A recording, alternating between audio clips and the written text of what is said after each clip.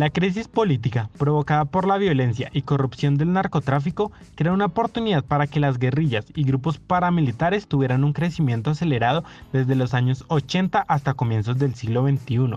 Tanto así que el número de desmovilizados a finales de 2006 eran más de 20.000 hombres de las FARC, 4.000 del ELN y más de 30.000 paramilitares. El narcotráfico, aparte de debilitar el gobierno colombiano, contribuyó con el financiamiento del 60% de las FARC.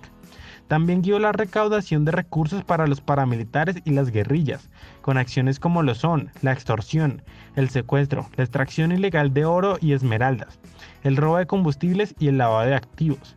Para 1995 se estimaban que los ingresos de la guerrilla eran más de $70.000. Esto hacía ver llamativos a los grupos al margen de la ley, facilitando el reclutamiento de las personas.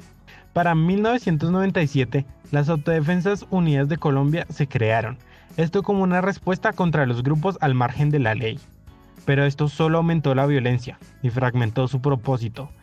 De este modo, se multiplicó la violencia en el país, dando un total de más de 5 millones de víctimas entre combatientes, civiles, alcaldes, concejales y funcionarios.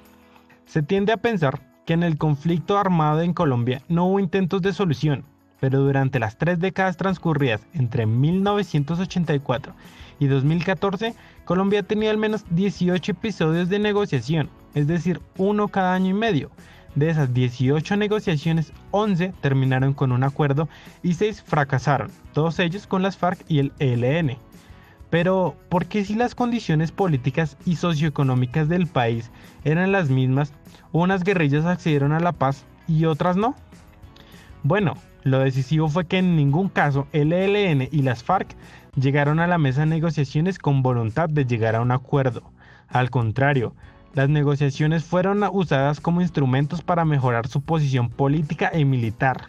En Colombia, la guerra se inició por la voluntad de los grupos revolucionarios que desafiaron mediante las armas al gobierno y a la sociedad, y que fueron imitados después por los narcotraficantes.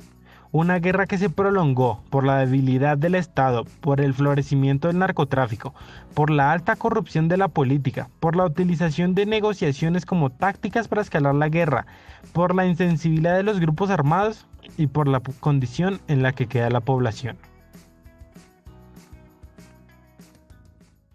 Created using Powtoon.